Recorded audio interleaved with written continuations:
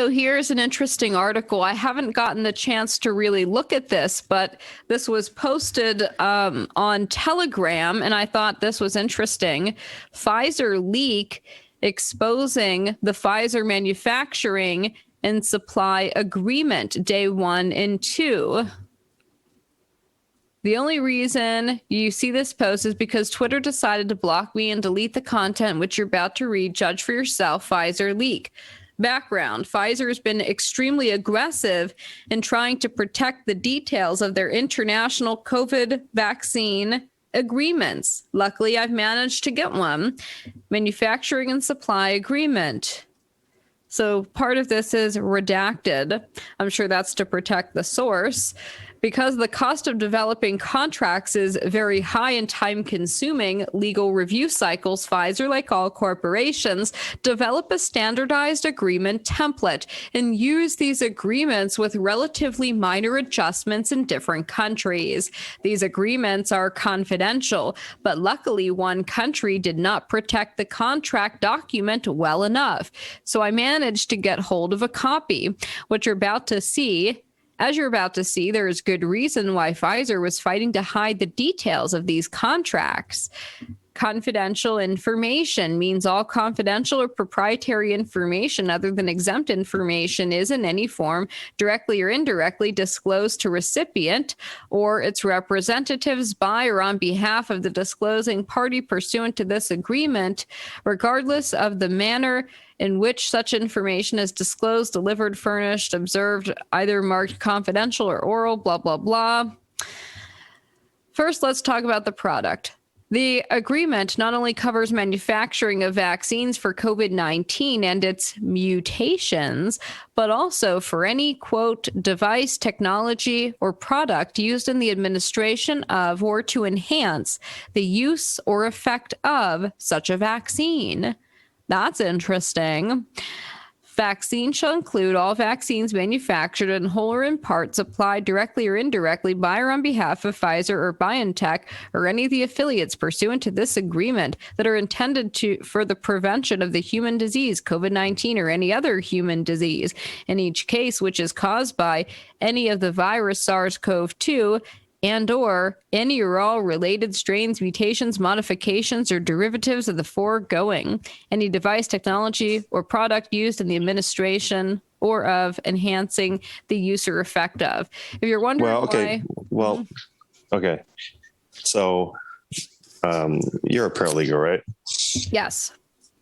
You recognize what that language is. They're talking about perpetuity. They're talking about all-encompassing. They're talking about all different variations. Because it seems like, hey, if we're going to buy into this scheme and this criminal enterprise, we're going to get all the money that's coming to us for any of these different variations that you might say. So you're not going to go off and call it COVID-20 or anything like that because we're buying into the rights to COVID-19. Therefore, any of the derivations of any of this handling of this. So the thing that we're buying into is we have rights to this intellectual property. That's kind of what it sounds like to me. Yes, that's exactly what it is, and there's a lot of CYA in here as well. It is exactly basically what you would expect, but there's also in this thing, they're talking about not having liability for anything. That's another interesting, it's standard at this point, right? These big pharma, like they never have any accountability for anything. So, I mean, I guess it's not that surprising. Anyways, I think Spectre is here now.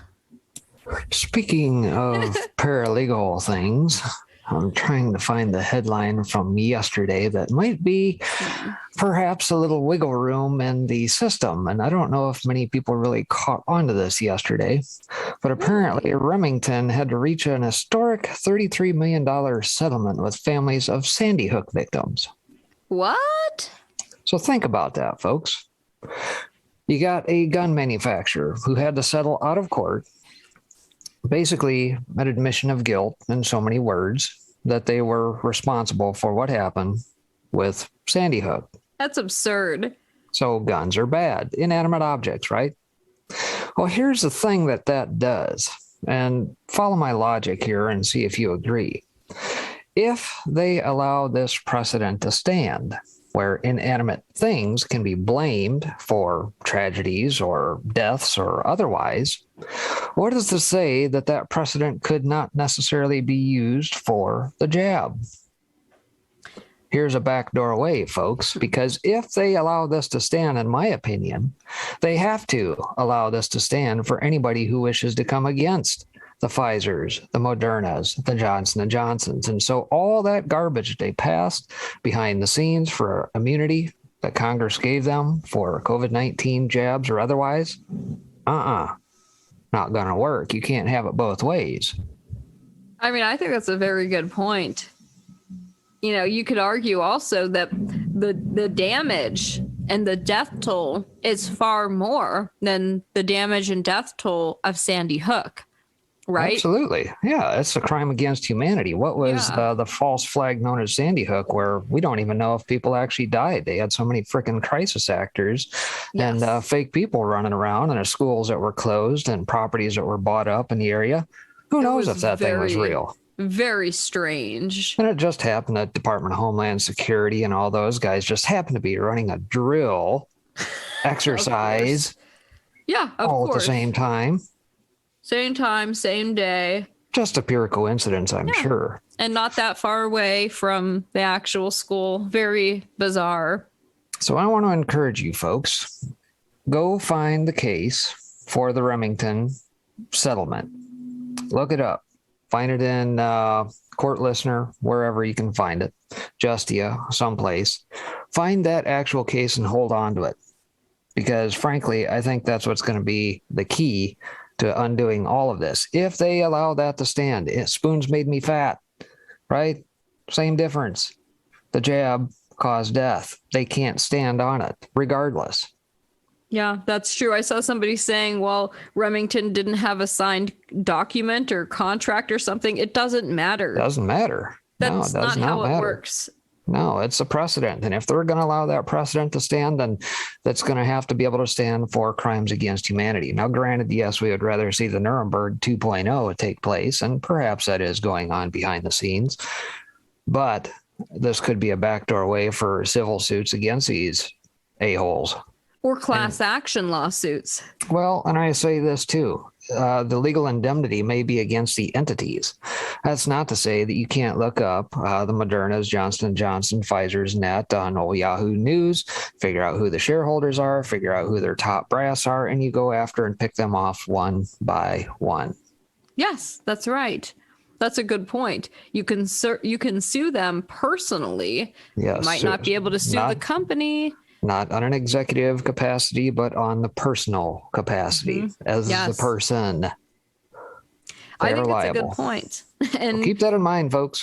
It's not, it's not out of the realm of possibility. I mean, it kind of does seem like the sort of thing that the left would do, right? They're notorious for lawfare and for kind of making these sorts of legal cases and arguments. I mean, the Remington thing itself was an example of that. So if they're going to do it, like, we should at least try. And you don't know until you try, right? Yeah, we're beyond the point, folks, of exchanging pleasantries and niceties here. You fight fire with fire, and you beat them at their own game. Yeah, that's right. So, yeah, I guess I'll go ahead and take over for you here if you wish. And folks, it's going to be kind of same song, different verse here for what I had planned here this evening. It just happens to be that way. A lot of stuff to go over, some stuff I had left over from last week. And then once we get to the top of the hour here, I'll start things off with kind of the normal roll of things here. But yeah. I put that link, by the way, into Zoom chat if you want to check that out on your own. Okay. Just that Yeah, very thing good. about Pfizer and their contract there, because it is pretty interesting. And I think I honestly believe the public should see that regardless, right? Like, it's just something that everybody should be aware of. If they're going to tell you that you should take this thing, well, maybe you should know like the terms and conditions here with the company and all these other governments. Yeah, and not only that, folks, if you know folks who have taken the jab, or if for whatever reason we get ourselves in a position, for whatever reason we need to try and get information, I would highly recommend you go to fda.gov and download the actual inserts for those. Obviously, many of us have seen the videos of them unfolding the insert from the jab boxes to basically show a big empty page. But you can actually get the Johnson & Johnson, the Moderna, the Pfizer inserts at the FDA.gov site for each of the respective manufacturers. Really interesting. Oh, yeah. That's all there. Okay. All right. Well, you guys, everybody have a good night. Thank you, Spectre, for coming in early. Sure. I appreciate that. I'm going to get something to eat and just kind of relax. All righty. Take care. See you tomorrow. Right. Good night, guys. See ya, Pinata. Oh, see ya. Cheers. All right, folks, how we doing here? It is a Thursday night, starting things off a little bit earlier. Like I said, I'm just going to jump right in here. And once we get to the top of the hour here, we'll get into the, I guess, more or less prepared material that I had. And I guess we'll just jump into some of the unprepared stuff that I had, but still worthy of going through here. Hopefully I have a little better luck than I did last week here. So stand by. Hey, look at that. I think we're off to a good start. I guess it probably helps you reboot the OPC periodically, but nonetheless, this article came out on the 21st. The zero COVID catastrophe participating nations see new records across the board. This out of Zero Hedge, penned by Jordan Schachtel via Dossier Substack. And this is going to walk through all the various countries who have professed to go after and proclaim themselves to be zero COVID. And it's going to highlight the shortcomings of it, shall we say. The zero COVID, the idea that heavy-handed government edicts and population controls can permanently eliminate a coronavirus from a country, is now failing spectacularly everywhere it is being tried. And perhaps we'll just highlight Australia as one of those where obviously they lock down over 1 or 2 cases, not actuals, but cases via fraudulent PCR test, rapid antigen test, you name it, which, by the way, the whole CDC says are going to phase out, in case you hadn't heard. You might not read about it in Western corporate press agencies, but zero COVID nations are seeing explosions in COVID-19 cases across the board.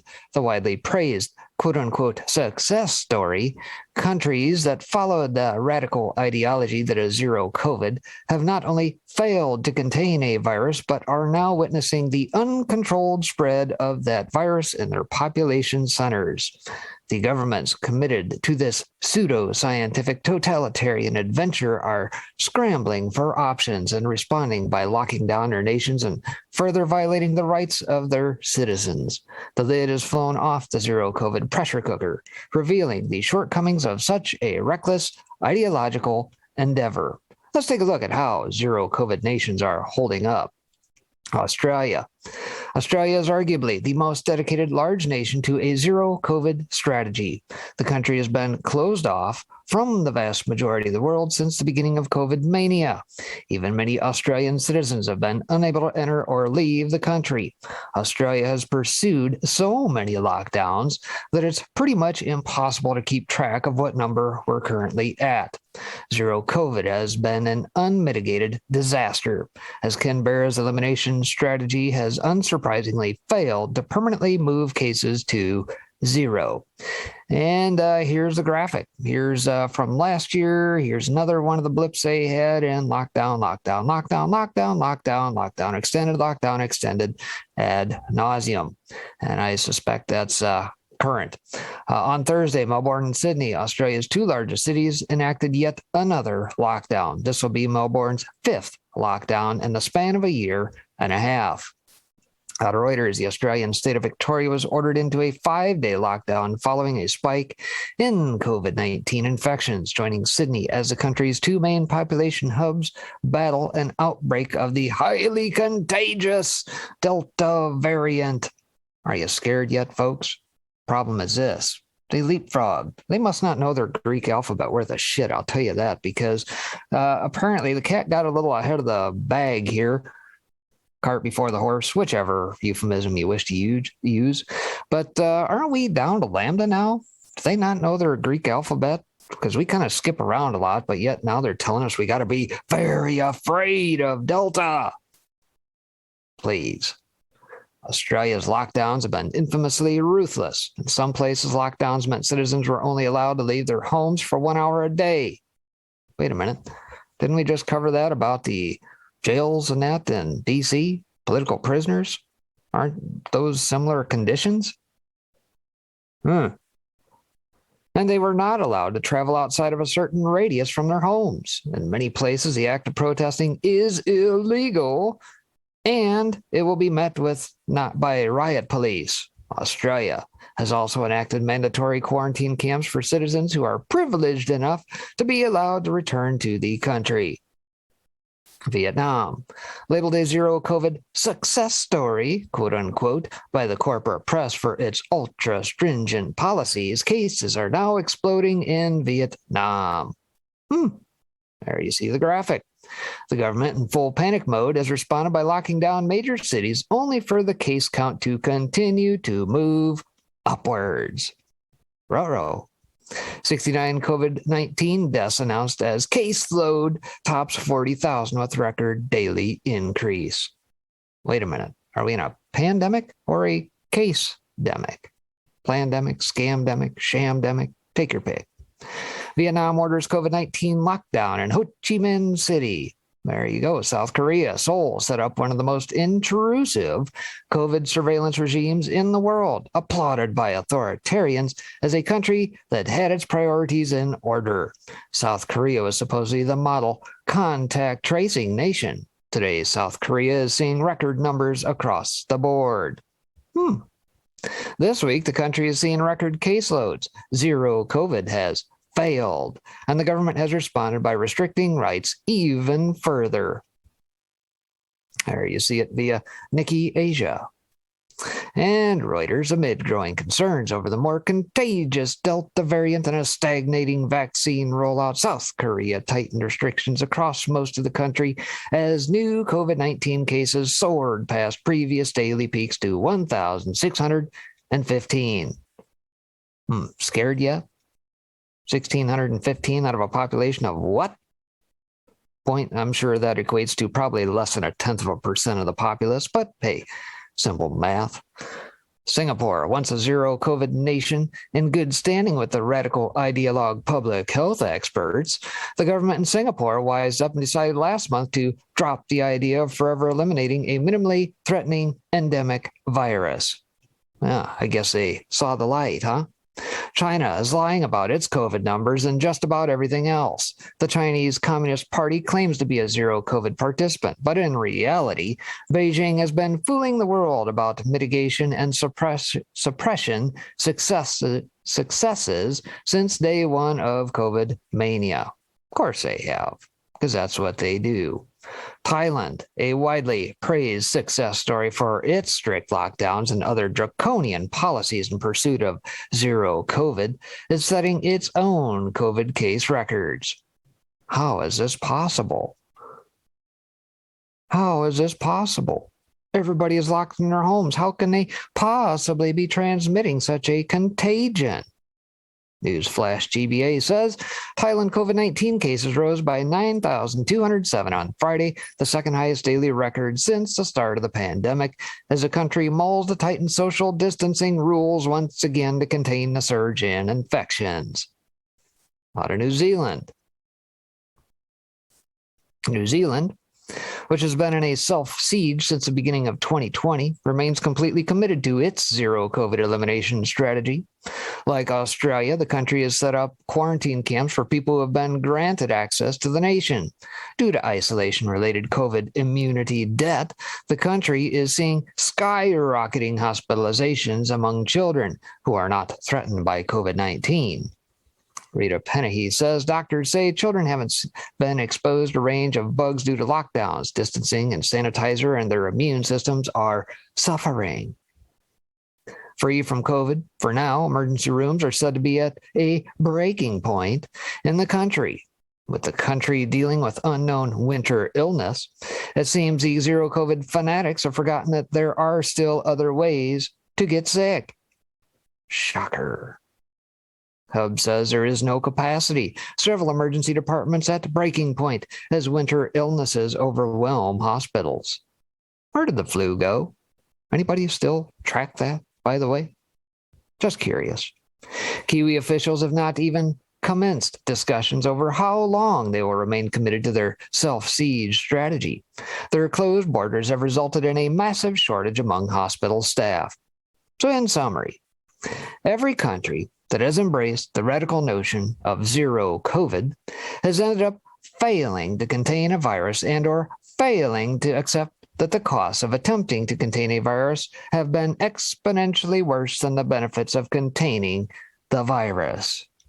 The promised cures have been infinitely worse than the disease.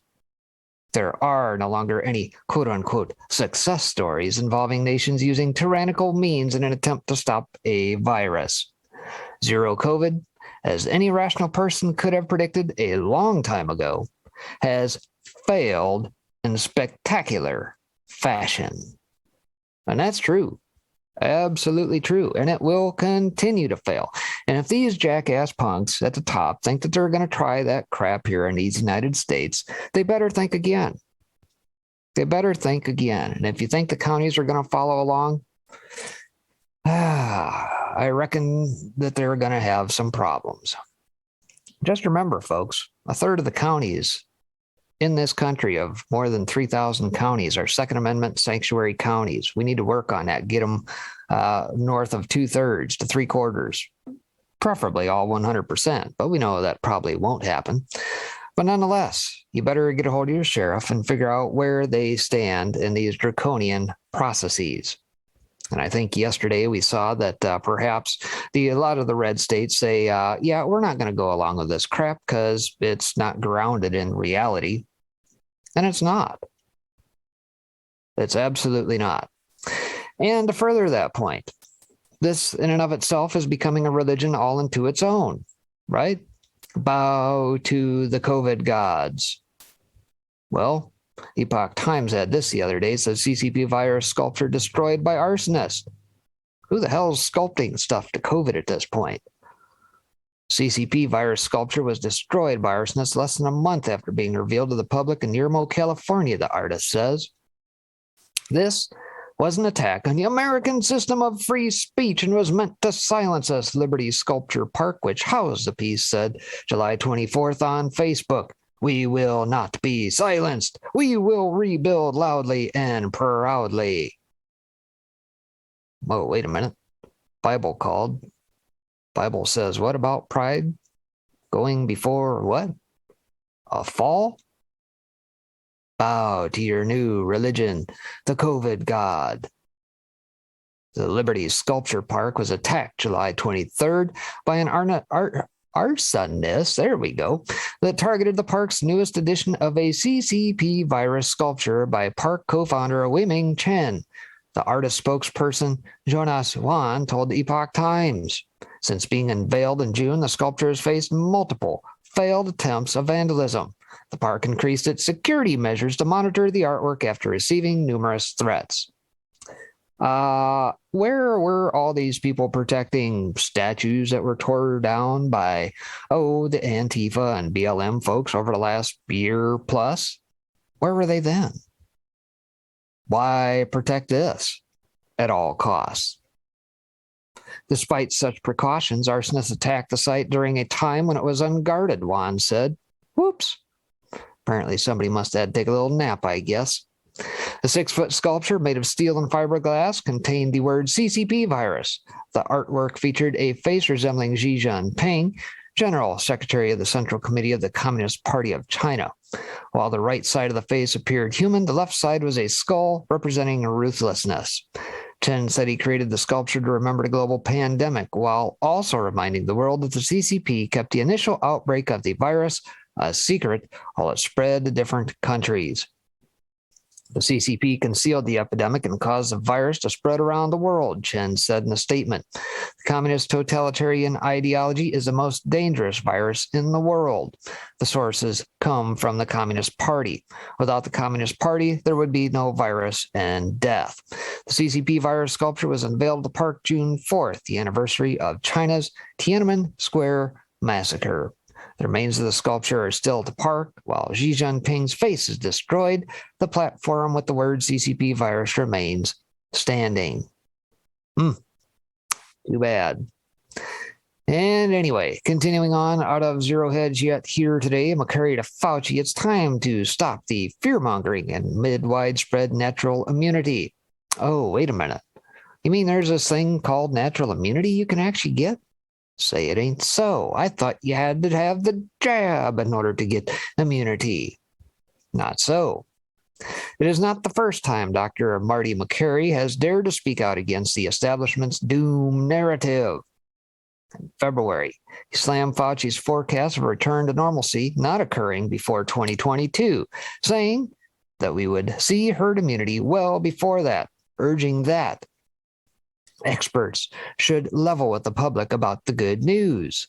In March, McCurry continued to bring the public's attention to herd immunity, saying Fauci needs to put up or shut up on the fear-mongering. Anthony Fauci has been saying that the country needs to vaccinate 70 to 85% of the population to reach herd immunity from COVID-19, but he inexplicably ignores natural immunity. If you account for previous infections, herd immunity is likely close at hand.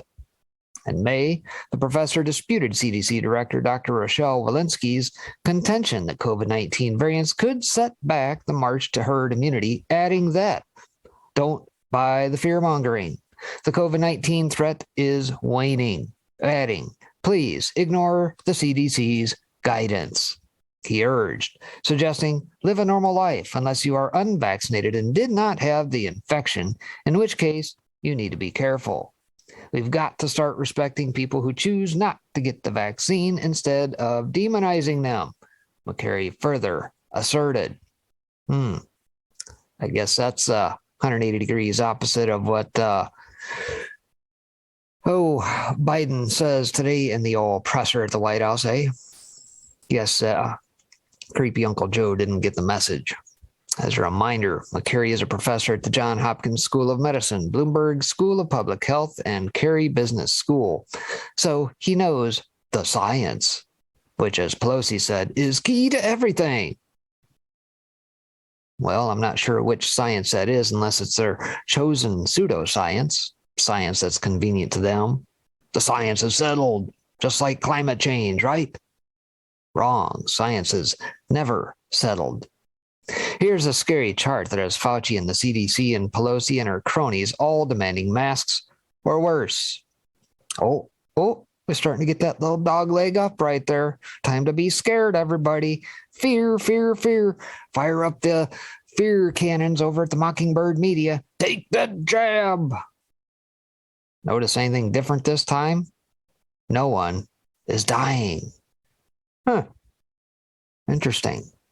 Which leads us to today's new Wall Street Journal's op-ed from Dr. McCurry, where he describes real science on the power of natural immunity. The news about the U.S. COVID pandemic is even better than you've heard. Some 80 to 85% of American adults are immune to the virus. But take the jab, they said. For God's sakes, take the jab. We got to keep the lights on over at Pfizer, folks. We got hungry executives over there. We don't want them to starve now, do we? More than 64% have received at least one vax dose, and of those who haven't, roughly half have natural immunity from prior infection. There's ample scientific evidence that natural immunity is effective and durable, and public health leaders should pay it heed. Without accounting for natural immunity, we are far from Anthony Fauci's stated target of 70 to 85% of the population becoming immune through full vaccination. But the effect of natural immunity is all around us. The plummeting case numbers in late April and May weren't the result of vaccination alone, and they came amid a loosening of both restrictions and behavior. Natural immunity is durable. Researchers from Washington University in St. Louis reported last month that 11 months after a mild infection, immune cells were still capable of producing protective antibodies. The authors concluded that prior COVID infection induces a robust and long-lived humoral immune response, leading some scientists to suggest that natural immunity is probably lifelong. Because infection began months earlier than vaccination, we have more follow-up data on the duration of natural immunity than on vaccinated immunity. Researchers from the Cleveland Clinic published a study this week of 1,359 people previously infected with COVID who were unvaccinated.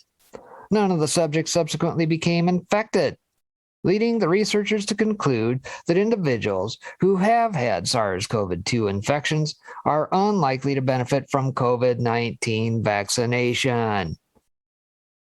But Joe told us, he said it's a pandemic of the unvaccinated. Hey, Joe, Cleveland Clinic says otherwise. The science. What's the harm of underestimating or disregarding the protection afforded by natural immunity? It almost certainly cost American lives by misallocating vaccine doses earlier this year, and is still doing so in countries where COVID is prevalent and shots are scarce. It continues to delay full reopening and prolongs a state of fear that has many people wearing masks even when there's no mandate or reason to do so. Dr. Fauci said last August 13th that when you have fewer than 10 cases per 100,000, you should be able to open up safely and clearly. The U.S. reached that point in mid-May. It's time to stop the fear-mongering and level with the public about the incredible capabilities of both modern medical research and the human body's immune system. Immune system. Not the blood, not the jab, not bypass it and stick some frickin' poison in your blood, but your doggone immune system. You know, that part that controls about 75 to 80% of your health? Yeah, that guy. And of course, we can read more there. As we are once again bombarded with accusations of ignoring the science, when even the head of CDC cannot show the science she is using to back her decision to make America mask up again, and suggesting that natural immunity is not enough, you must still get the jab. As policymakers appear to be heading towards a tyrannical control required to achieve zero COVID. An impossible dream that enables trillions more in stimmies and more dependence on government handouts. And there you have it, folks. And oh, by the way, the study that they are referring to right here, Madn3ss, the preprint server for health sciences, necessity of COVID-19 vaccination in previously infected individuals.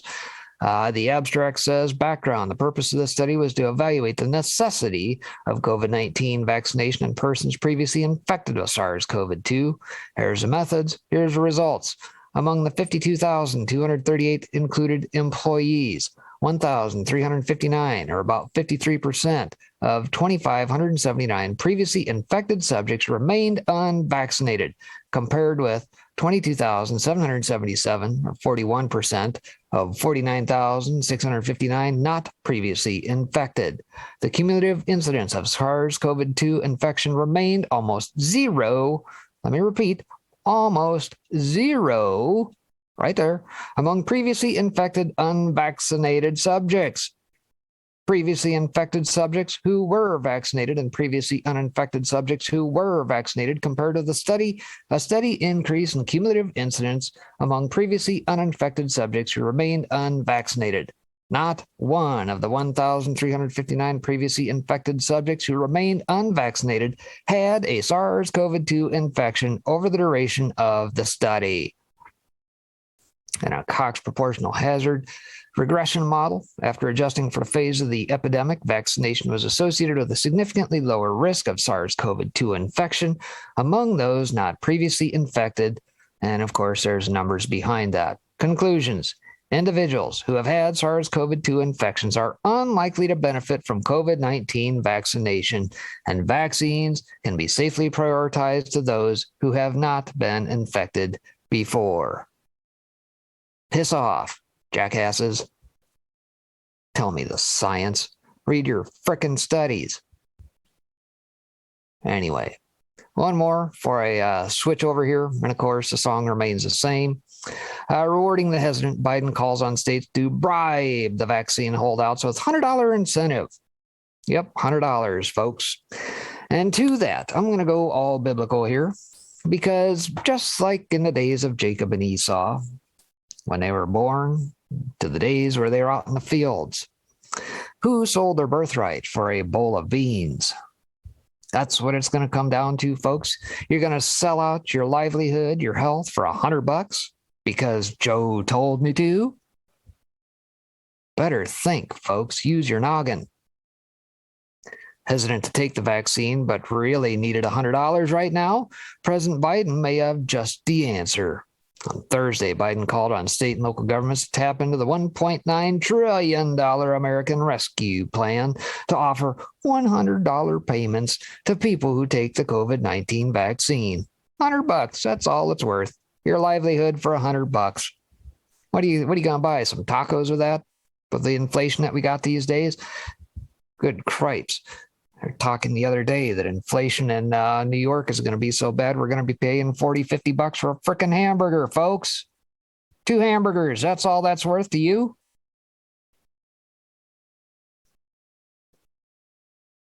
Which, as we've come to learn, doesn't prevent one form contracting, transmitting, or suffering from the virus, and may even drive infections. Sickening.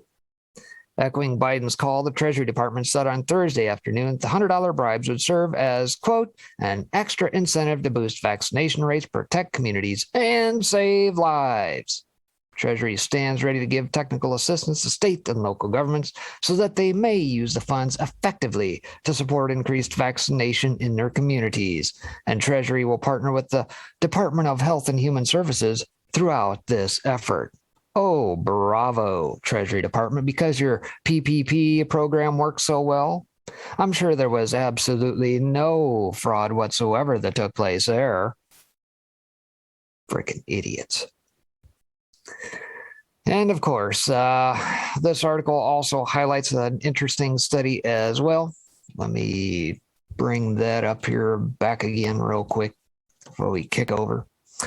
This guy referenced in the article, longitudinal analysis shows durable and broad immune memory after SARS-CoV-2 infection with persisting antibody responses in memory B and T cells. This out of cell.com that is referenced in the article here. Most recovered COVID-19 patients mount broad, durable immunity after infection. Neutralizing antibodies show a biphasic decay with half-lives of greater than 200 days. Spike IgG plus memory B cells increase and persist post-infection. Durable polyfunctional CD4 and CD8 T cells recognize distinct vital epitope regions, however you say that. And there's a summary, the graphical abstract, keywords, introduction, et cetera, et cetera. The results. The COVID-19 study population. The COVID-19 confirmed patients were recruited into our longitudinal study of SARS-CoV-2 specific B and T cell memory after infection. A total of 254 patients were enrolled at 2 sites, Atlanta and Seattle, starting in April 2020 and returned for follow-up visits over a period of 250 days. We were able to collect blood samples at 2 to 3 time points from 165 patients and at 4 to 7 time points from another 80 patients, which allows us to perform a longitudinal analysis of SARS-CoV-2 specific B and T cell responses on a large number of infected patients. The demographics and baseline characteristics of this cohort are described in Table S1. The study group was 55% female, 45% male, and between 18 and 82 years old. median age 48 and a half years. Based on World Health Organization guidelines of disease severity, 71% of study participants exhibited mild disease, 24% had moderate disease, and 5% experienced severe disease. And it'll go on more and more. So what I'm going to do, I'm going to break from that. I'll drop a couple of these links that I just got done covering here. And we'll start the show off. We'll get into what I had originally planned here, as I think we've now come up on top of the hour here, and we'll get going on that. So I do appreciate you guys over on DLive tuning in here tonight. Don Finchy, End of All Wars, Sons of Liberty, Anto Chris, Slick Sticks, all out there. Swatch, see ya. I Poke Champ, Ash will Fly, John Quill, Syracuse Jeff, Mr. Dynamex, all over on the Trovo side. Good to see you here this evening. And if you're joining over on any of the other platforms, Rumble, the Foxhole app over on Tiger Network, over on Roku. If you're using the app over there, good to see you. And of course, Vaughn Live. No, don't forget about you guys over there. Good to see you here this evening. And with that, let's get this ball rolling.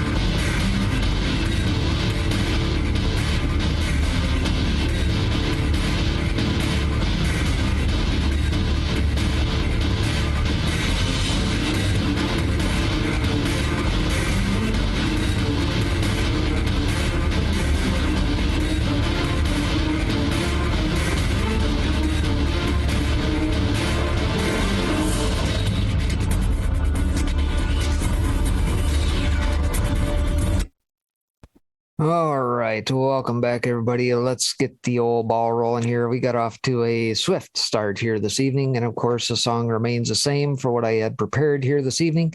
What I'm actually going to do, I had prepared a piece here this afternoon of an article. It's probably going to take about 30 minutes to get through here, and I'm going to let this roll through. Again, it's kind of along the same lines here, so I'm going to let this play through, and we'll come back here toward the end and wrap things up with a couple articles and go from there. So that being said, sit back, relax, enjoy the show.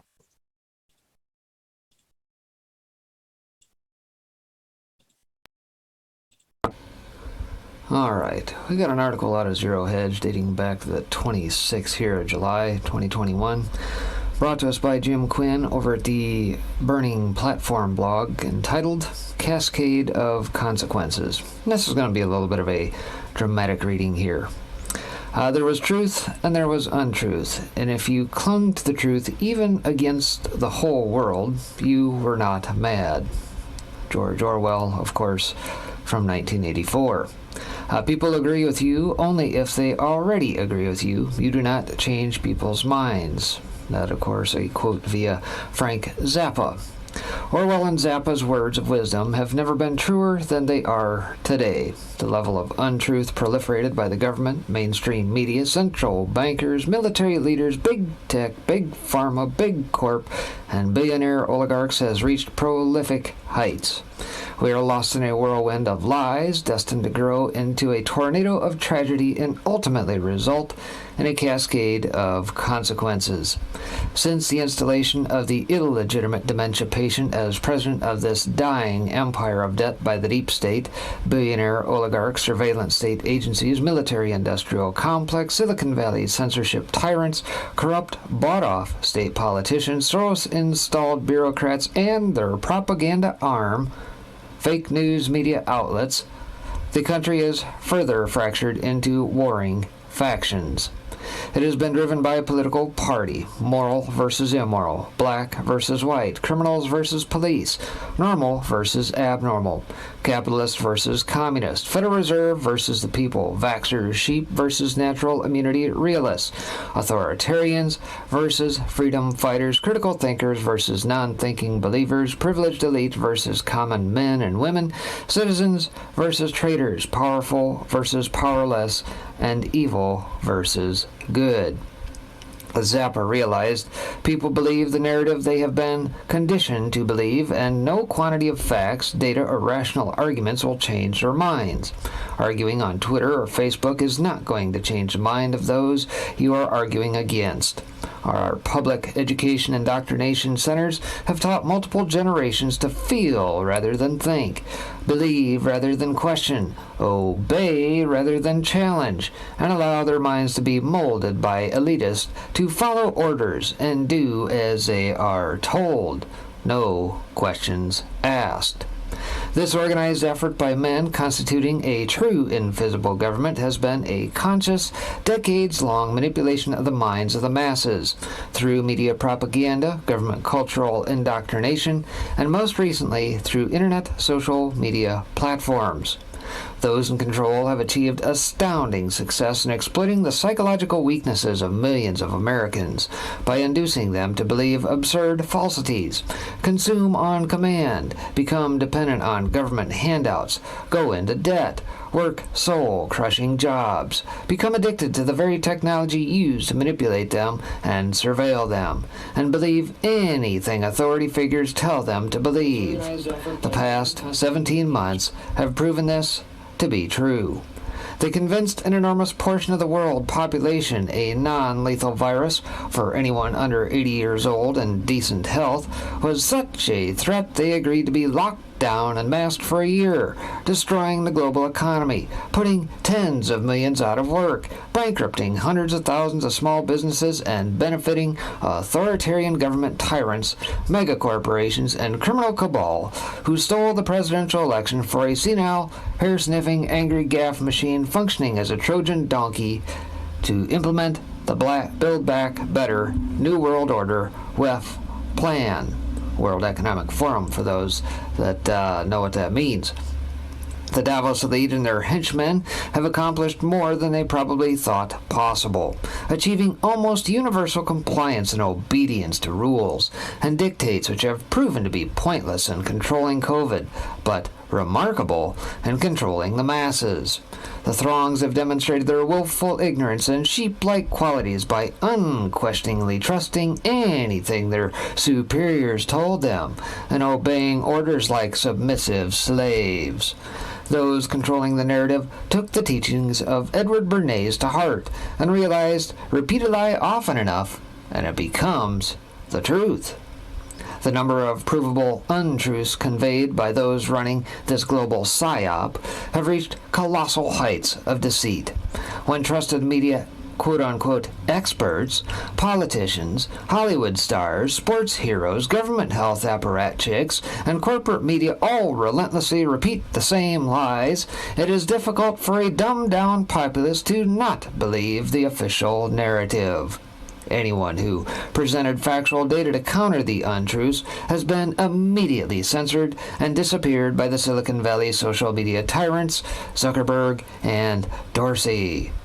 When doctors and journalists with opinions and views contrary to St. Fauci and his fawning media minions are banned from Facebook and Twitter, while a media conspiracy to cover up Hunter Biden's laptop and documented voting fraud in multiple states is beyond doubt, and an unarmed selfie taking joke of an insurrection where a bunch of boobs were ushered into the Capitol by the police has been portrayed as the worst attack than Pearl Harbor or 9/11, you realize your government is controlled by men who are actively working against your best interests. They're acting to make sure you remain enslaved in debt, beholden to token government handouts of money they have already taken from you, and locked down physically, mentally, and socially. The blatant disregard for truth displayed by our overlords during the last 2 years is either a sign of utter disdain for the intelligence of the common man, or an act of desperation as this global Ponzi scheme of debt, deception, and delusion is teetering on the brink of collapse. I do know the big lie strategy has been utilized at a level of zeal monumental in scope and shameful in application against the citizens of this nation and the world. I'll try to document some of the more egregious falsehoods being perpetuated by those attempting to control the narrative and accomplish their goal of world domination, complete control over our lives, and accumulation of massive wealth, while we will own nothing and be happy. The execution of their plan has been virtually flawless until now.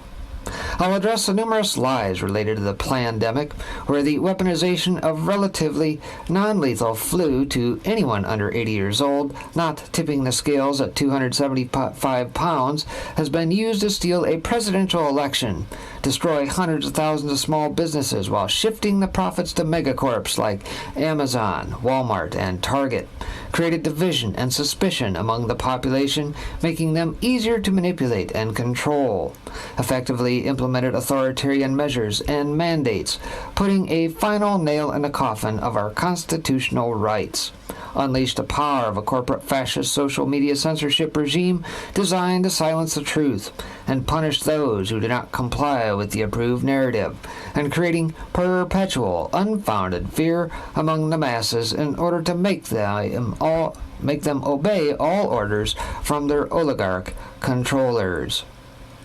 One of the biggest lies from the outset has been about masks.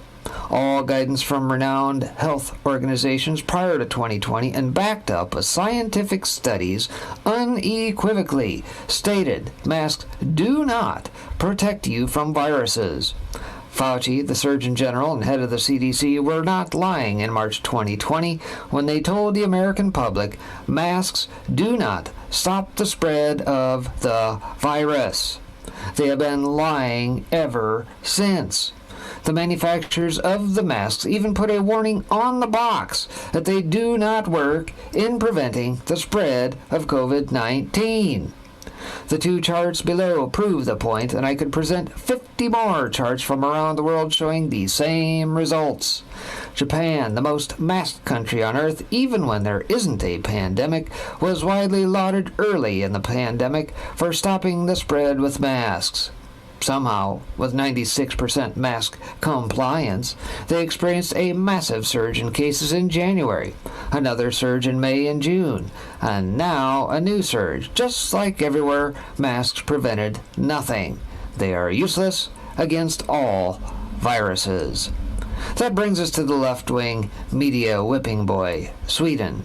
As the only developed country on Earth to not lock down, close schools, or require masks, they are truly the control group.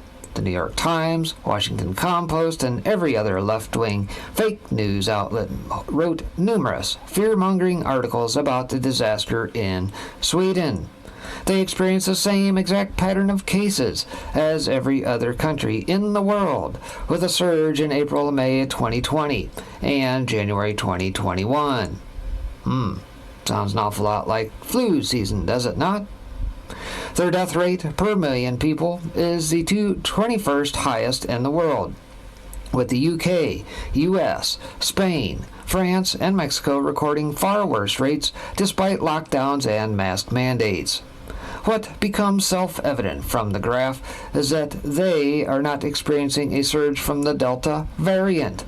Their vaccination rate is in the mid-30% range, and virtually no one wears a mask. They have had 0 deaths with COVID in the last week.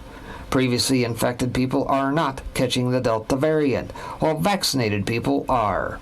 Sure, it looks like Sweden has achieved herd immunity with no lockdowns, masks, or mass vaccinations. But don't expect the left-wing media or Fauci to applaud their undeniable success. The powers that be are now invoking mask mandates once again. Data and facts are meaningless to these totalitarian tyrants. The masks have never been about safety or stopping the spread. We've never been in this together. The point of the masks has been control. They want to sow distrust among the masses as nothing but disease-spreading parasites. They want to dehumanize us. They don't want like-minded people getting together and realizing they are being screwed by their leaders. They want you holed up in your basement, frightened of a flu with a 99.7% survival rate. Smiles don't exist when you are masked. Giving miserable, lonely cat lady Karens a purpose in life is designed to sow discontent, anger, and division. We all become faceless sheep, being controlled, shorn, and ultimately sacrificed at the altar of the Build Back Better New World Order. Again, I could use 50 other charts proving lockdowns did not and do not work. But this chart of the permanently locked down continent of Australia will suffice. The dictatorial lockdowns across Australia didn't work last July and August as cases soared, and they have been entirely unnecessary since. A country with 26 million people has recorded less than 5 deaths with COVID since last October. Because the 7-day average of cases, not sick people, in Sydney has quote-unquote skyrocketed to 100, with 1 death of an 80-year-old, the entire city has been locked down. The propaganda media supports this ridiculous overreach with hyperbolic headlines about super spreader events. At least a portion of their population is fed up with, and their protests have begun to get violent, clashing with police thugs ordered to silence the discontent. Lockdowns are not for the purpose of keeping you safe. The purpose is to keep the authoritarian politicians safe while enriching their corporate and banking benefactors. These politicians and bureaucrats are being bought off to do the bidding of the true masters of the universe, the billionaire class.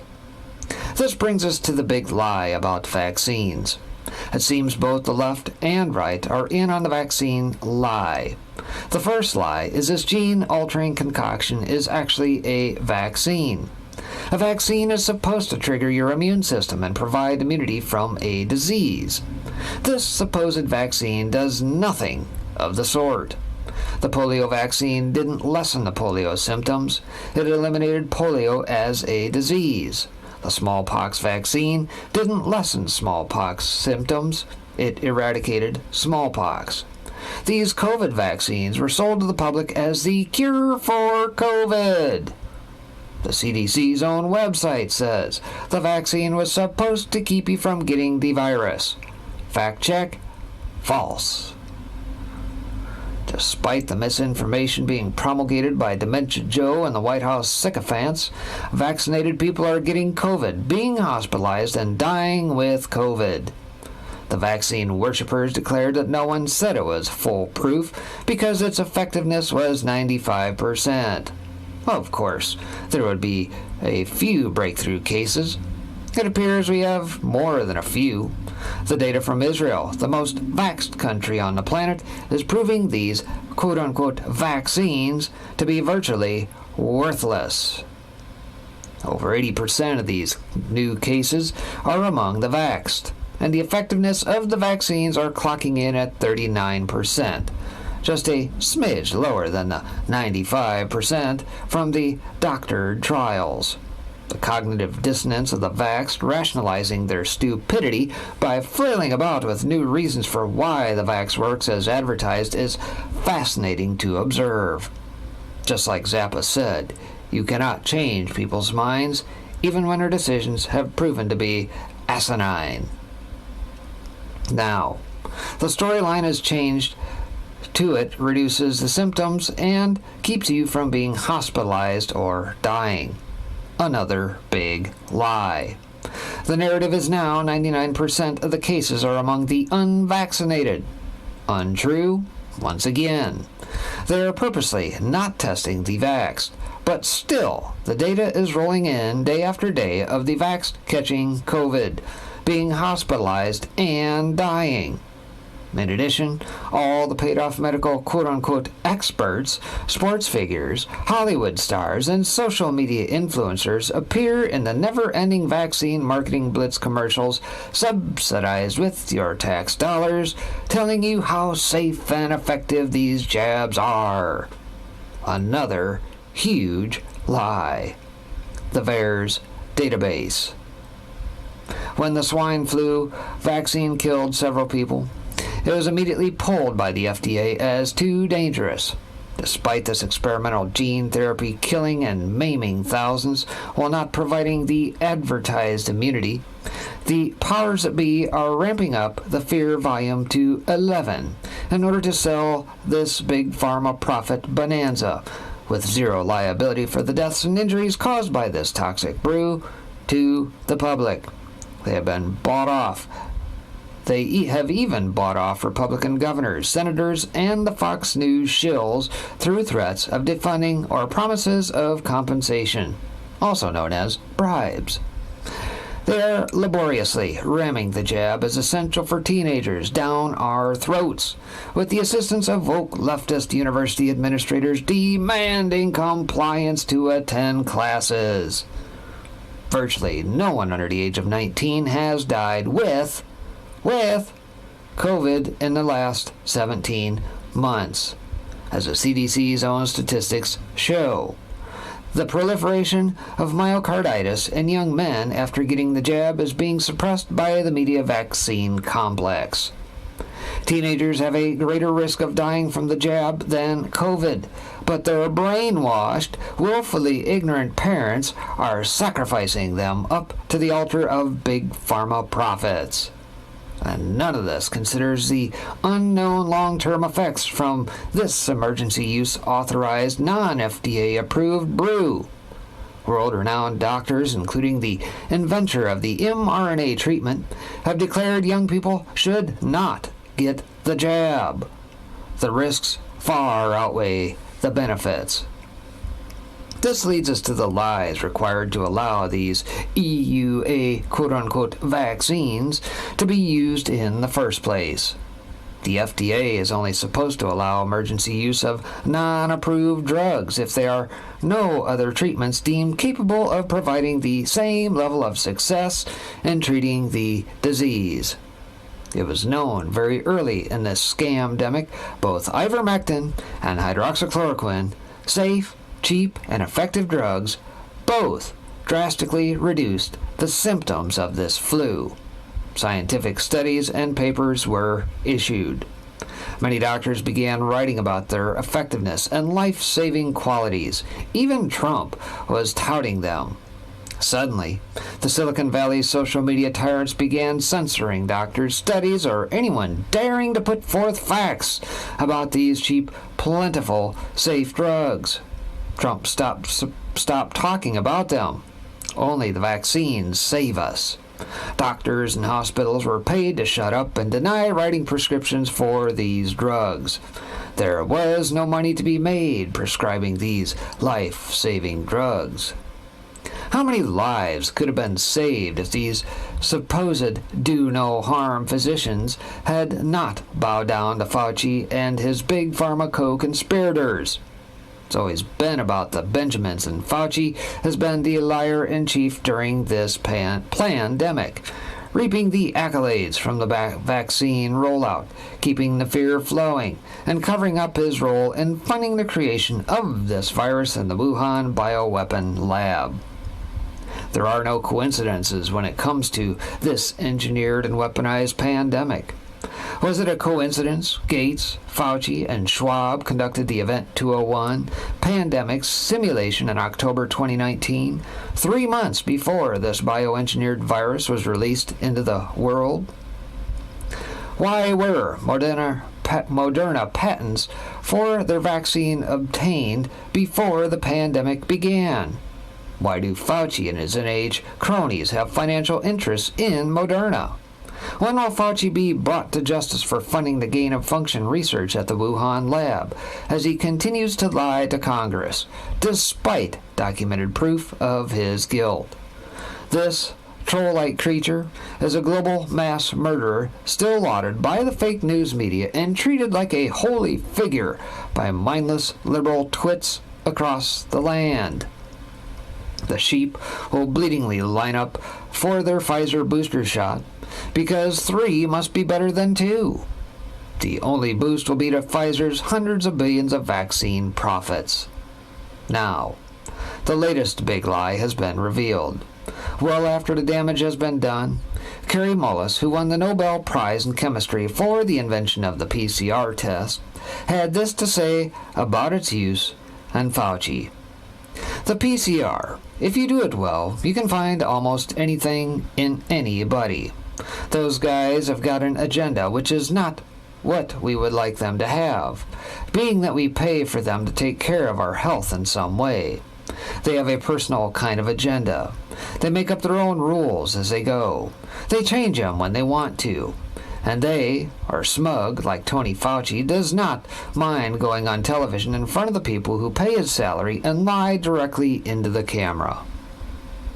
His test was misused by Fauci and his financially motivated cohorts across the medical industrial complex to create a global case-demic by measuring at greater than 35 to 40 cycles, creating the illusion of a pandemic by producing a huge number of false positives. As a clown news network and the rest of the propaganda-spewing media outlets provided second-by-second case counts to frighten the masses into lockdown and mass compliance, only a tiny fraction of those cases were actual sicknesses. There were critical thinking, rational medical professionals, journalists, and bloggers who argued the test was not accurately measuring the level of sickness in the world. The corporate media gave them no platform to speak, and the social media Big Brother entities censored and banned any discussion about the worthlessness of the PCR test and the level of false positives. If the test had been conducted at 28 cycles, it would have ruined their agenda of removing Trump, destroying the economy, frightening the sheep into mass compliance, and furthering their Build Back Better New World Order. The moment Biden was installed as president, the guidance from the CDC on the PCR test was reduced from 35 to 40 to 28 cycles. They needed the case counts to drop to make it look like the vaccine was working. There was a narrative to peddle to the plebes. Now, the vaccines are being revealed to be ineffective and dangerous in a shocking development. Not. Late on in a Friday night, the FDA put out a little alert that the PCR test is a complete failure and will be pulled from the market. It seems it accomplished its purpose of stoking mass global panic, and now that the vax people are testing positive in tremendous numbers, it has outlived its usefulness. And Fauci and his band of incompetent medical quote-unquote professionals won't even blink or admit their devastatingly disastrous mistake of using a faulty test to shut down the entire planet.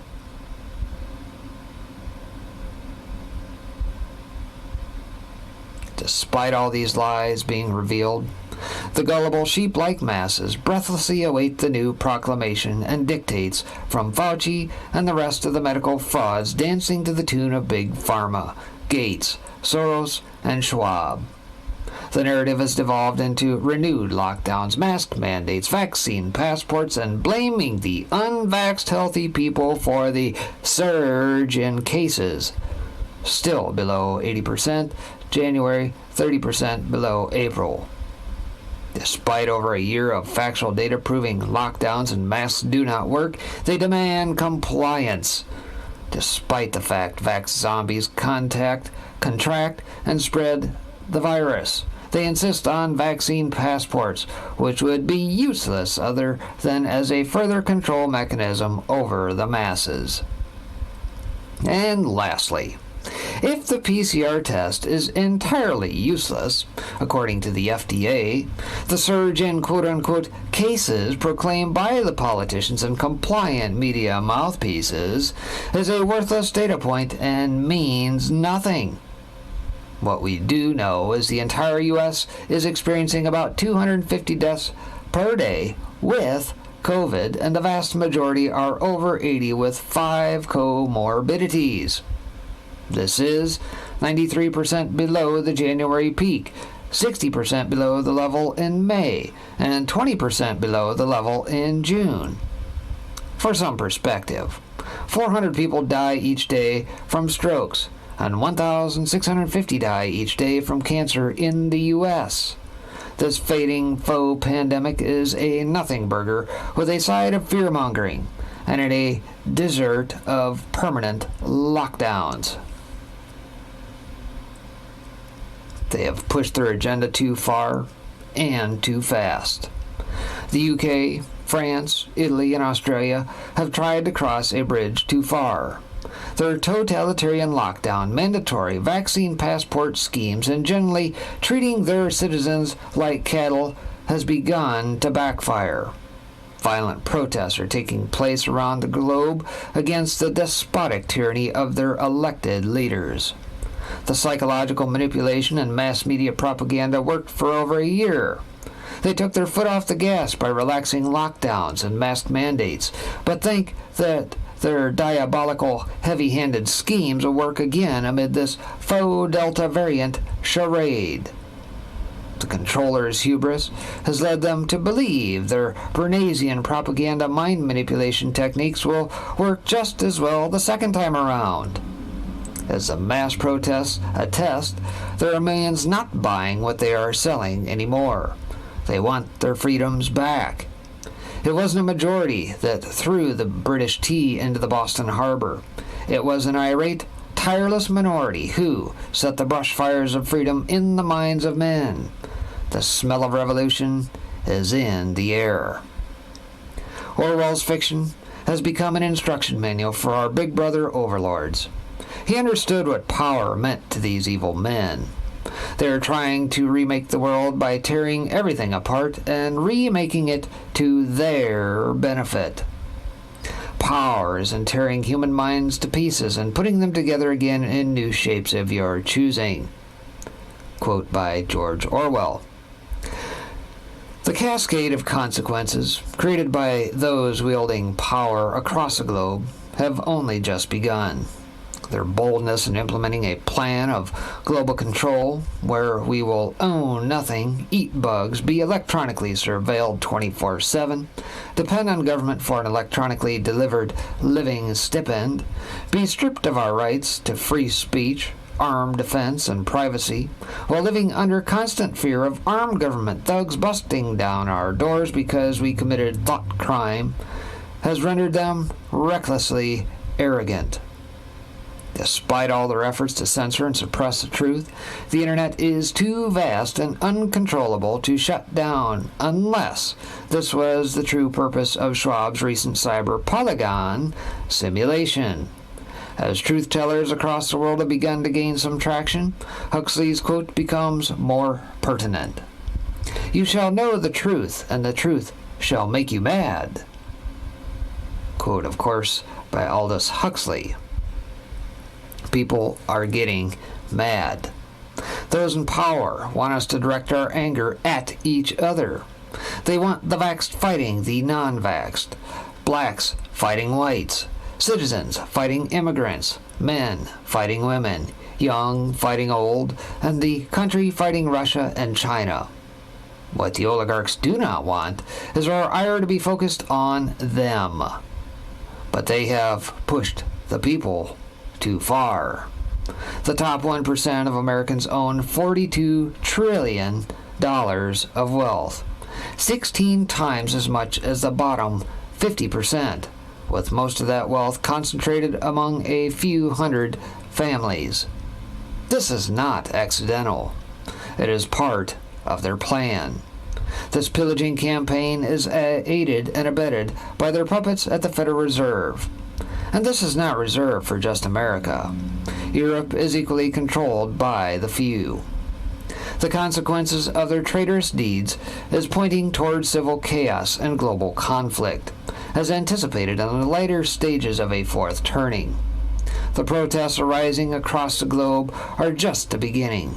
The way to chip away at their power is mass non-compliance to their mandates and individual acts of heroism, which will inspire more people to resist.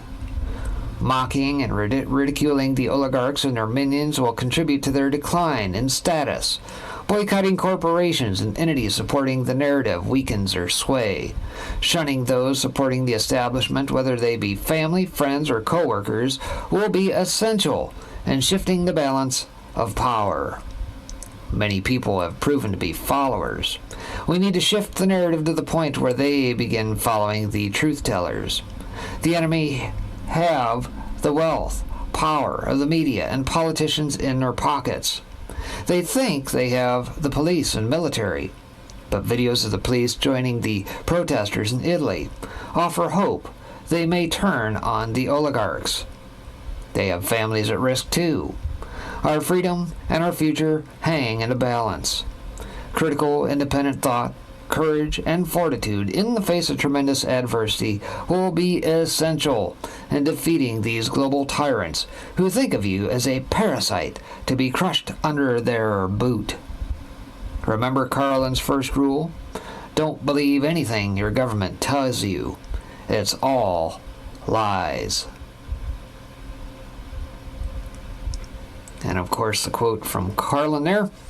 My mind doesn't work that way. I got this real moron thing I do. It's called thinking, and I'm not a very good American because I like to form my own opinions. I have certain rules I live by. My first rule, I don't believe anything the government tells me, and I don't take very seriously the media or the press in this country. George Carlin.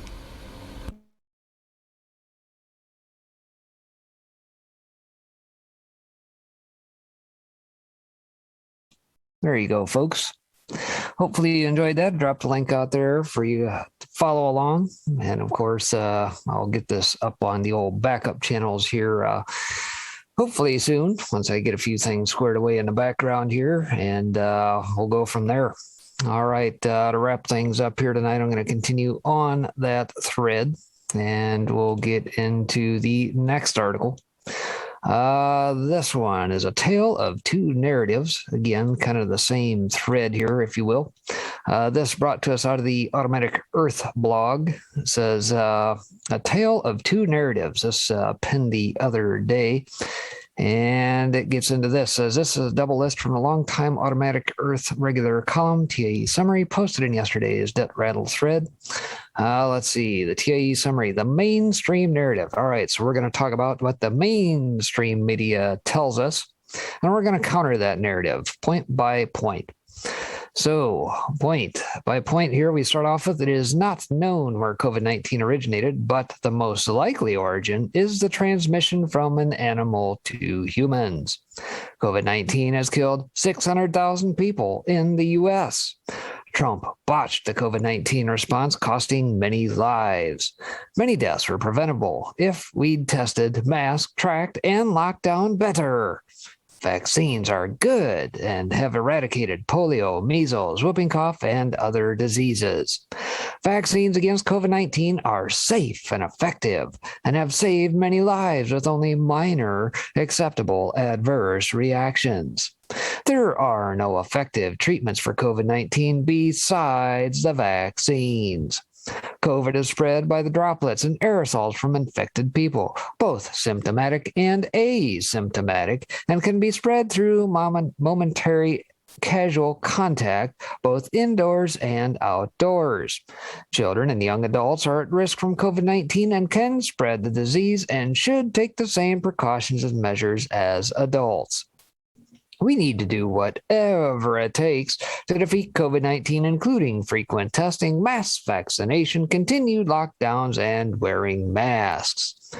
The best information comes from the CDC, FDA, and NIH. The mainstream media warns us of the dangers of COVID-19, but unfortunately, many do not take these warnings seriously. As usual, conspiracy theorists and nut jobs abound. Anti-vaxxers are against all vaccines and now also against the COVID-19 vaccines. Anti-vaxxers have believed phony information disseminated by scurrilous right-wing charlatans. These people cost many lives and are the reason COVID still spreads and mutates. They are responsible for continued lockdowns and the further decimation of the economy. They are selfish, evil, and anti-science. The COVID-19 response is all about trying to get us back to normal as quickly as possible. That's their narrative, of course. And, of course, the counter-narrative. COVID-19 was most likely created in a lab in China or the US. COVID-19 kills people, but far fewer than the official count. Almost all officials in government have botched the COVID-19 response, costing many lives. Most deaths were preventable if we had investigated and deployed early treatments, including vitamin D, zinc, hydroxychloroquine, and ivermectin. Vaccines are good and have eradicated polio, measles, whooping cough, and other diseases. The COVID-19 vaccines, however, are not actually vaccines, but gene therapy and have not been adequately tested. The COVID-19 vaccines have serious side effects, including death and other as yet unknown consequences, which are not being investigated and are suppressed by the media. We need to defeat COVID-19, and the best way to do this is through early outpatient treatment with known effective drugs and known drug protocols for hospitalized patients. COVID-19 is primarily spread by aerosols from symptomatic and pre-symptomatic people, mostly in indoor situations with poor ventilation where people spend a long time together. Children and young adults are at low risk from COVID-19 and need to take fewer precautions and measures, but should be treated with drug protocols if infected. Masks, distancing, and lockdowns are mostly ineffective.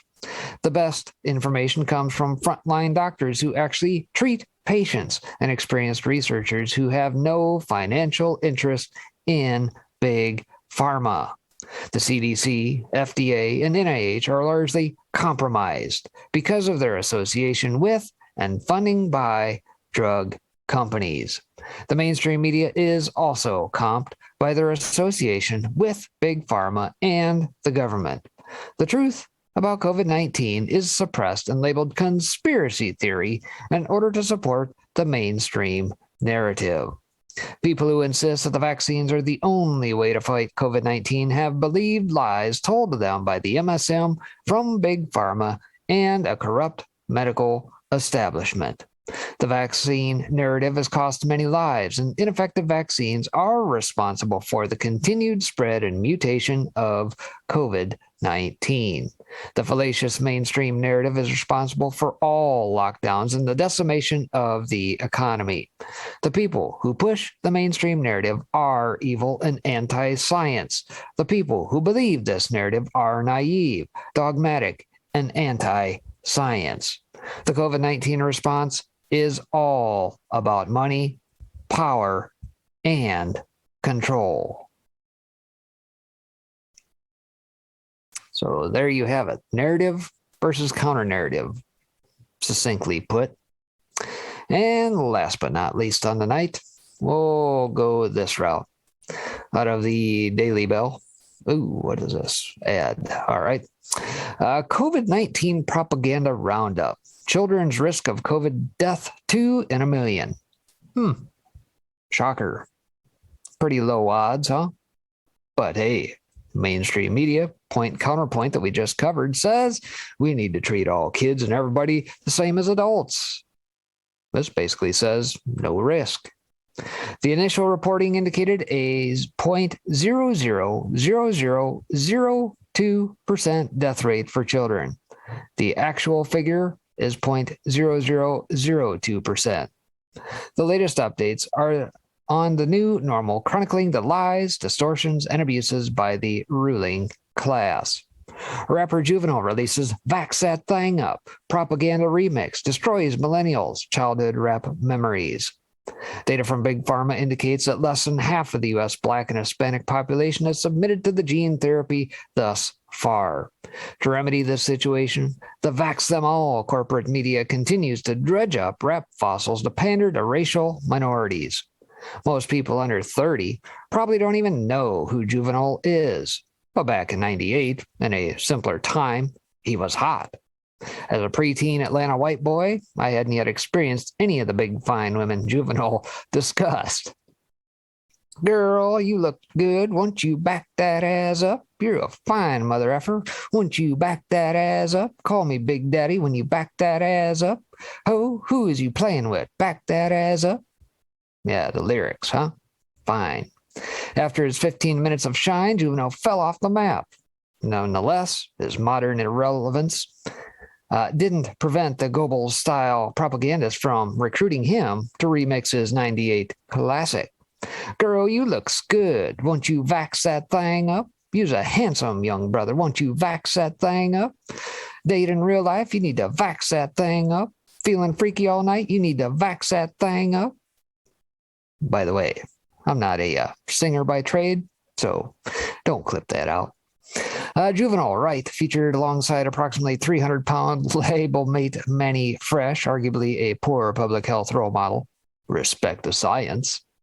Earlier this year, retreating even further in time, the corporate media recruited Run DMC to do pretty much the same thing, namely to lure minorities into the global vax metaphorical rape van in a cringy rap cartoon thing.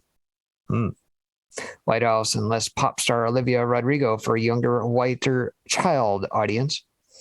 For the more suburban, freckled kind of kids in lower age brackets who might not appreciate or know of Juvenile's work, the White House did a press event on July 14th with some 18-year-old named Olivia Rodrigo, who is apparently a cultural icon on the nation's youth. Olivia obediently parroted the talking points her publicist had coached her on. I'm in awe of the work of President Biden and Dr. Fauci have done, and was happy to help lend my support to this important initiative. It's important to have conversations with friends and family members, encouraging all communities to get vaccinated. God help the children who take medical advice from any celebrity, let alone teenage pop stars. Study establishes children's risk of COVID death as 2 in a million. With all of the vapid media figures pandering to children to hype the vaccines, one might assume COVID-19 is dangerous to them. Such naive assumptions would be predicated on the outdated concepts that public health authorities make decisions in the interest of public health. Via BBC, researchers estimate that 25 deaths in a population of some 12 million children in England gives a broad overall mortality rate of 2 per million children. In percentage terms, that's a 0.0002% death rate. 0.0002 death rate. Despite statistics, majority of Democrats support mandatory vaccinations for schools. Despite the above-cited statistics, 56% of Big D Democrats supported mandating vaccinations for school children in a July 2021 poll. Private Facebook group chronicles heartbreaking vax kills. White House demands greater censorship. Dementia in Chief Joe Biden, who may or may not know what continent he is on at any given moment, told his compliant lapdog press corps on July 16th that Facebook was literally killing people by allowing some modicum of free expression to remain on the platform. Jen Psaki, who'll circle back, in Friday's press conference explicitly demanded that Facebook institute greater censorship measures. We are regularly making sure social media platforms are aware of the latest narratives, dangers to public health, the false narrative that remains active out there about COVID-19 vaccines causing infertility, and we want to know that the social media platforms are taking steps to address it. And that is an example of the kind of information that we are flagging or facing. In an open-handed gaslighting slap, the corporate media immediately went into action to assure Americans that Jen Psaki didn't actually say what she actually said. The government is merely suggesting that the platforms ban people who spread COVID-19 misinformation and is not requiring the platforms to do so, which would violate the First Amendment. Yeah, because they follow that so well. Just ask Trump.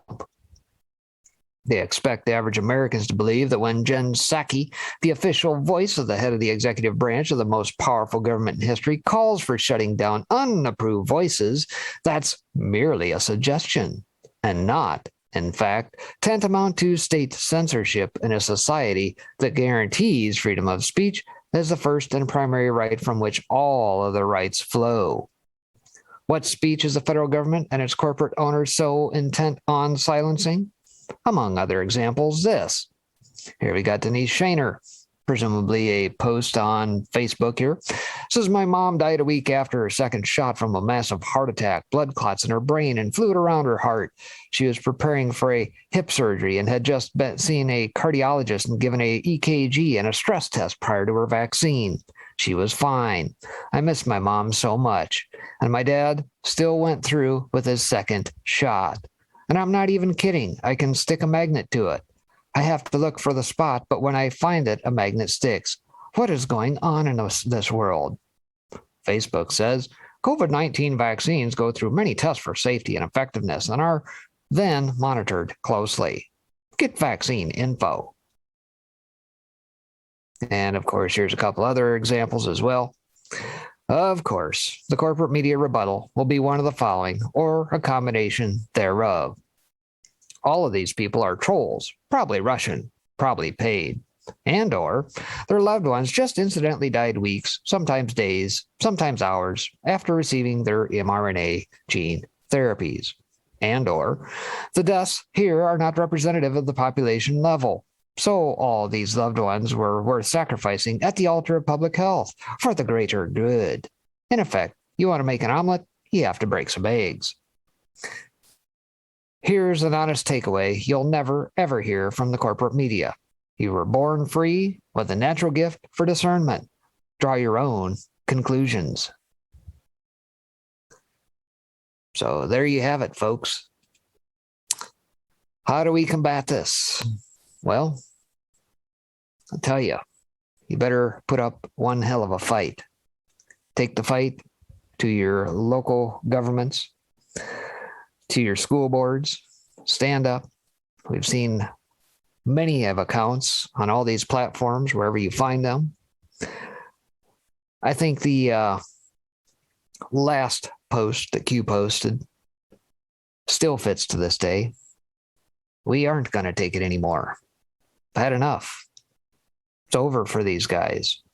And just like the piece that I let play through, they pushed too hard, too fast, and they know they did. They had to.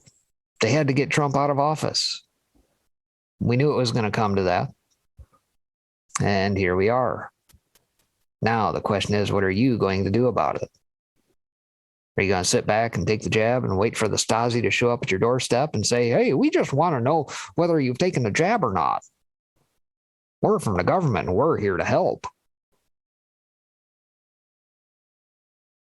9 worst words to hear, according to Ronald Reagan, right there. Right? All right, folks. Well, appreciate you guys tuning in here for a little bit of a lengthy dissertation on COVID yet again. God, I feel like I've spoken about this so much.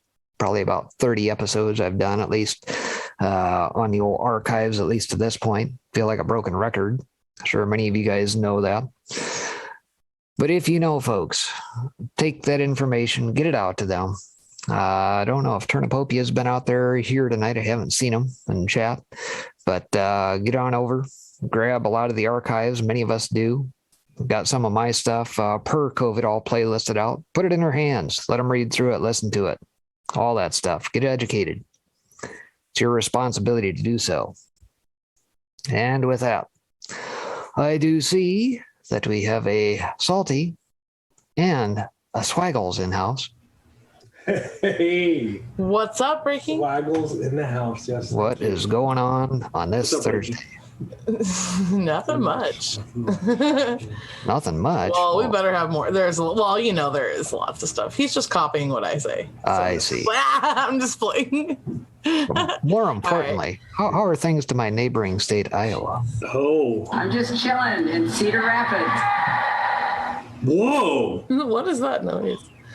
She's got a crowd now? That's her little inner demon speaking. Oh. She just needs to be. There you go. What's he say? What's he keep saying? Time for Spectre. You gotta be. I don't get it. my I'm God, trying to figure because this. He was reading the lyrics to that Juvenile song. Oh, yeah. You like that? That ass up. Yeah. What's going I'll on? wrap. Yeah, I'm gonna clip that later. Yeah, no, that would not be good. Yeah, Clipping a it rapper. later. It's gonna I am not. Oh well. I'm clipping it out because Now, Vanilla Ice, on the other hand, I think everybody knows the lyrics to that doggone thing. even the sound too. That's right. All right. All right, guys, we'll get out of your hair. Have a good show. We'll see ya. Thank See you ya, so see ya, much. All right. All right. What's up, MAGA?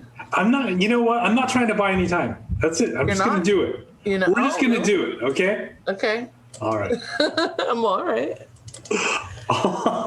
No. Wait a you're second. buying time, What's dude. going You're on buying here? Time, dude. No. I'm not. I promise.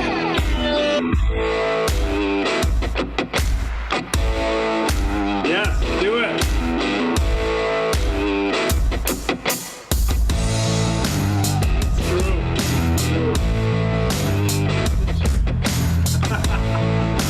And it's gone. And it's gone. Whoa.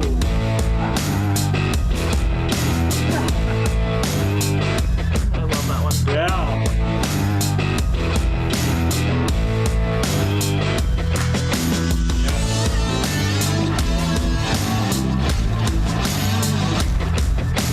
Oh, doing well.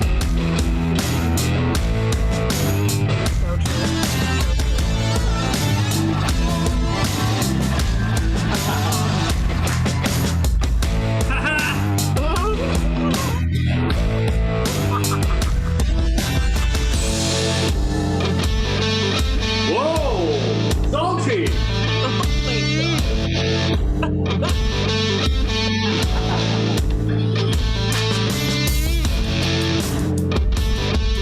Whoa! What's that? Oh my God. It's going slow. Yes!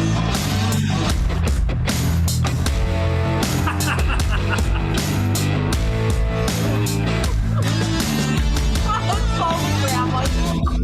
Whoa! That's gross. That's wrong.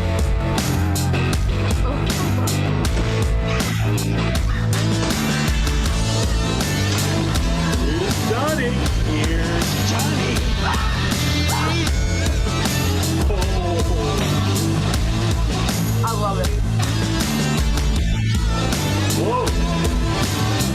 True.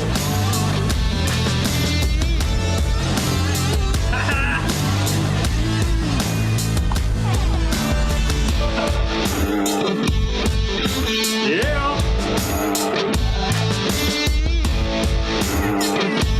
Yeah.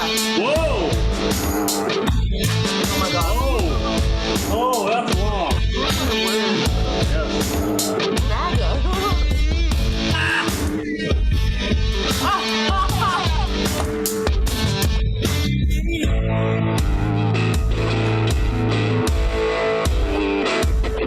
Whoa! Salty! Salty, what are you doing sending me these I memes? did not send that to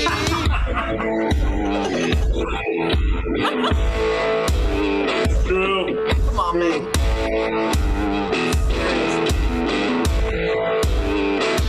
Is your freedom more important than our safety?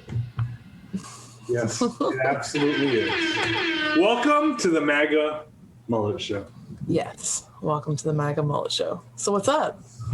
What's up, MAGA? Oh, we are waiting. We're waiting. We're waiting for what? I have no idea. We're just waiting. We're seeing what happens. We could talk about COVID for the next 3 hours.